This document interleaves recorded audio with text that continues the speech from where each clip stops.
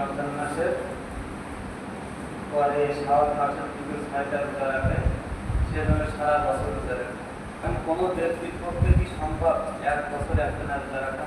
আমার তো আমাদের মতো দুর্বল মানুষই সম্ভব না। আগের জামানায় ছিল সারা বছর নবীদের শক্তি ছিল এরকম। 70 জন যুবক তার গায়ে শক্তি থাকলো, শক্তি এই শক্তি ছিল একমাত্র নবীর গায়ে, তাদের এরকম ক্ষমতা ছিল। আমাদের পক্ষে সম্ভব নয় এক বছর রোজা রাখা। তো এই 6টা রোজা রাখতে হবে, ইনশাআল্লাহ পারবো না? চেষ্টা করলে ইনশাআল্লাহ পারবো, কারণ আমরা আশাই মুক্তি। আর আল্লাহ হচ্ছে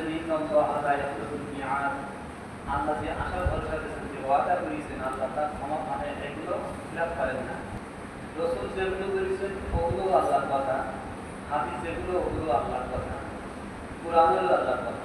তার মানে রসুল যেটা বলতেছেন ওটাও যেরকম করতো, কোরআনে যেটা আছে সেটাও এরকম। তো আমরা চেষ্টা করবো ইনশাআল্লাহ এই মাসে 6টা রোজা রাখার।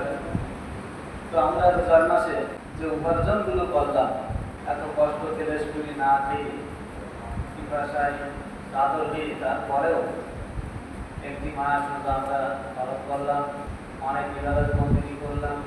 রোজার পরে আমাদের করণীয় এগুলো জানতে হবে। না এই রোজা থেকে আমরা কোনো ফায়দা হাসিল করলে সেটা টিকে রাখতে পারবো না। কোনো কিছু উপার্জন করলেও কি সেটা আমরা ধরে রাখতে পারবো না। 1 নম্বর হলো রমজান মাসে আমরা যে আমলগুলো করেছি, যে নেকির কাজগুলো করেছি, এইগুলো ধরে রাখা।